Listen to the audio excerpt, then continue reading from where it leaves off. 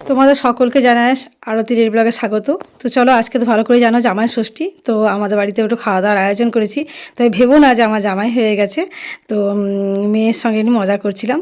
তো যাই হোক, চলো, আমাদের জামাই নিয়ে তো কী হয়েছে, খাওয়া দাওয়া তো হতেই পারে, যেহেতু আশেপাশে প্রত্যেকের বাড়িতেই জামাই ষষ্ঠী হচ্ছে। ভালো, আমার ছেলে মেয়েকেও ভালো করে খাওয়াই।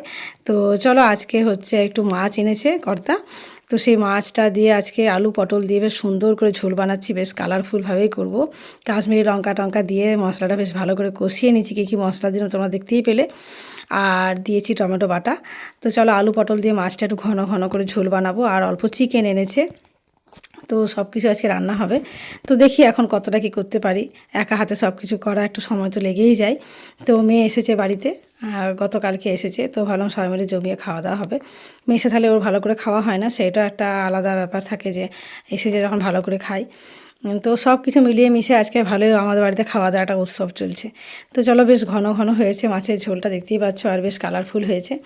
তো আমাদের মতন কারা আছো যাদের বাড়িতে জামাই নেই বা জামাই ষষ্ঠীও নেই, অথচ মানে খাওয়ার জন্য বেশ জামাই ষষ্ঠী উপলক্ষে অ্যাডভাইস খাওয়া দাওয়া হয়, কার কার বাড়িতে হয় অবশ্যই কমেন্ট করে জানাবে। তো চলো, ঝোলটা বেশ ফুটে উঠেছে, এবার মাছগুলো এক এক করে এর সঙ্গে অ্যাড করে দেবো। তো একটা কী কথা জানো তো, আমরা না বাঙালিরা একটা কিছু উৎসব আনন্দ কিছু একটা অজুহাত পেলেই হলো, রেগুলারই খাওয়া হয়, কিন্তু সেদিনটার জন্য একটা আলাদা রকমভাবে আমরা প্রস্তুতি নিই যে আজকে কী কী রান্না হতে পারে, কী কী খাওয়া দাওয়া হতে পারে। তো যাক, চলো, মাছের ঝোলটা রেডি হয়ে গেছে, এবার খাবারটা রেডি করছি।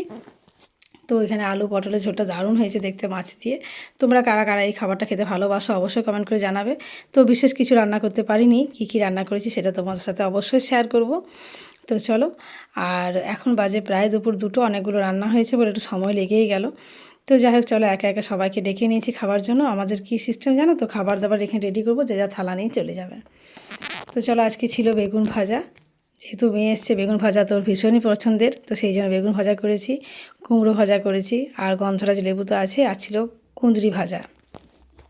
আর সেই সাথে আছে এই যে মাছের ঝোলটি রেডি করে নিয়েছি আলু পটল দিয়ে, আর অল্প চিকেন কষা, কেননা মাছের সাথে মাংস অতটা খাওয়া হয় না, তো আজকে যেহেতু একটা অন্যরকমভাবে খাবো ওই জন্যে অল্প করে চিকেন কষা 2-3 পিস করে সকলে নিয়েছি। আর কি আছে দেখো, এখানে আছে আম পাকা। আম পাকা তো খেতেই হবে, এখন আম পাকার সিজন। আর অন্যান্য ফল কিছু নিইনি।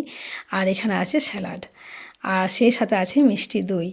তো আজকের মেনুটা কেমন লাগলো জানিও, আর জামাই ষষ্ঠী উপলক্ষে তোমরা কীভাবে কাটালে আর কী খাওয়া দাওয়া করলে সেটা অবশ্যই কমেন্ট করতে জানিও, জানাতে ভুলো না, অবশ্যই কমেন্ট করবে।